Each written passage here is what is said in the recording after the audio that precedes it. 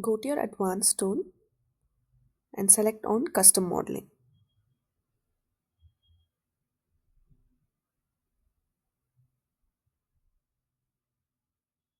Towards the left, you can go to My Accounts, import the SketchUp file via Import SketchUp, select your SketchUp file.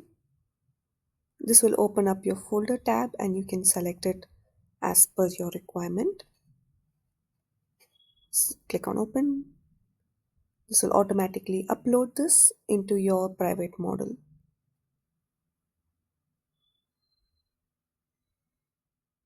Once it's loaded, you can click on it and place it. This will work like any other model. You just have to double click on it. This will enter into groups and you'll be able to edit it, scale, change the material. Any edits that you want to do, you'll be able to do it.